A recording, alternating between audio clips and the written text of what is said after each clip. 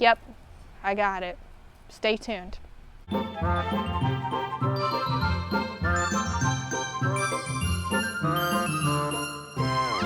Hey sitters, welcome back. It's Lydia. So, it's true, I have COVID. And I don't know how, because I've followed the rules. I've done everything I can. I've socially distanced. I've worn my mask out in public. I only see so many people. So I don't know how I got it, but I have it nonetheless. So what I want to tell you guys is how I ended up finding out I had it. What I did as soon as I found out I knew I had it, and then what you can do as well for if you possibly get it or think you have it. I found out that I had coronavirus in such a babysitter way. I don't think I would have found out any other way. So it was a Friday. I was babysitting or nannying, and the mom had complained about a stinky diaper that she was smelling. And I didn't think much of it because normally if I smell a stinky diaper, it gets changed immediately. But I didn't smell anything. So she goes and does whatever she needed to do, and she came back out, and again she complained about it. She doesn't complain. She's not a complainer.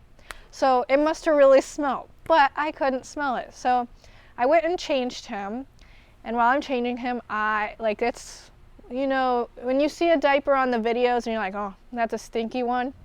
It looked like that. I couldn't smell it though. So I knew I couldn't smell. I changed him, put him down, and I decided to start eating lunch because it was my lunchtime, and I couldn't taste my lunch either. I immediately turned around and told the family that I was nannying for that I could not smell or taste, and I think I needed to go get tested. And they let me go immediately. Since it was nap time to go get tested, I packed up my stuff because I knew I was going to quarantine myself until I got my results back. So I ended up crying all the way to my testing site because I felt like I let my families down. I felt like, not that I was being judged, but like just that I failed because I was doing everything I could in my power not to get it so I could work for these families, specifically my nannying job, and I obviously went wrong somewhere or something happened.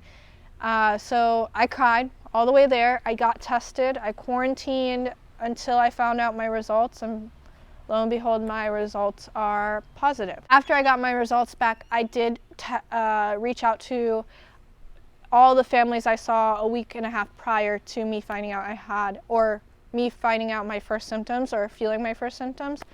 And then I also reached out to 2 weeks ahead the families that I will be babysitting for. Again, I did try to find them backup sitters if I had to cancel on them, but that goes the same for you. If you feel any symptoms or you think that maybe it's just a cold, I still wouldn't risk it, and I would not take a babysitting job. I would try and find backup sitters for your families.